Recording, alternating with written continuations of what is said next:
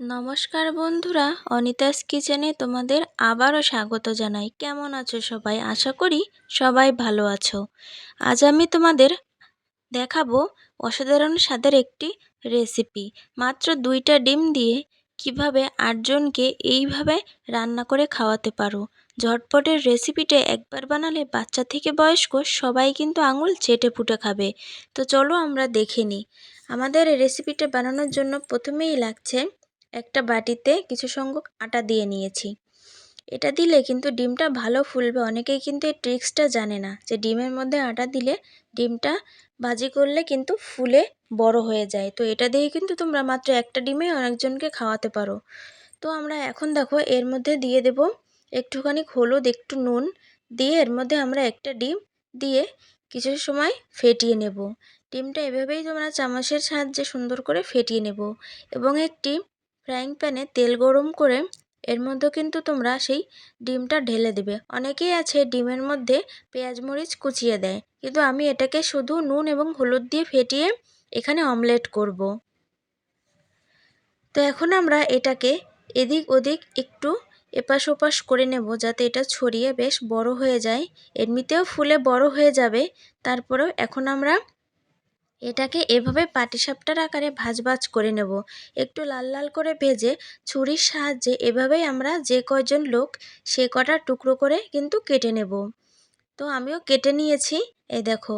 এরপর আমরা একটা ফ্রাইং প্যানে সাদা তেল গরম করে এর মধ্যে আমরা ফোড়নে দিয়ে দিব জিরে, গোটা গরম মশলা, এলাচ, দারচিনি আছে একটা একটা করে, এবং এর মধ্যে এখন দিয়ে দিব 3টা শুকনো লঙ্কা ফোড়ন। এগুলো একটু লাল লাল করে ভেজে নিয়ে দিয়ে দিব 1 চা চামচ পেঁয়াজ বাটা এবং সাথে দিয়ে দেব 1 চা চামচ রসুন বাটা।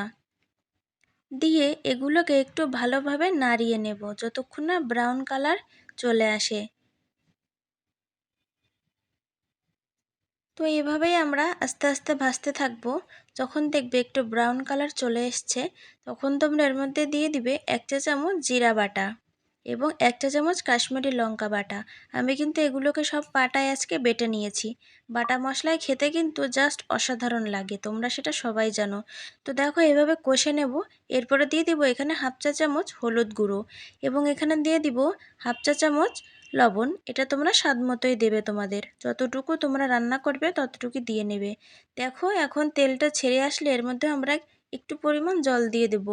একটু জল দিয়ে কষিয়ে নিয়ে যখন দেখবে তেলটা ছেড়ে এসছে তখন এর মধ্যে দিয়ে দেবে তোমরা গরম জল। যখন জলটা ফুটে উঠবে তখন কিন্তু তোমরা এর মধ্যে যে কেটে রেখেছিলে ডিমগুলো সেই ডিমগুলো দিয়ে দেবে এবং সাথে একটু নুনও দিয়ে দেবে, কারণ ঝোল দিয়েছো, নুনে একটু কমই হতে পারে। এ দেখো আমি ডিমগুলোকে এখন ছেড়ে দিচ্ছি।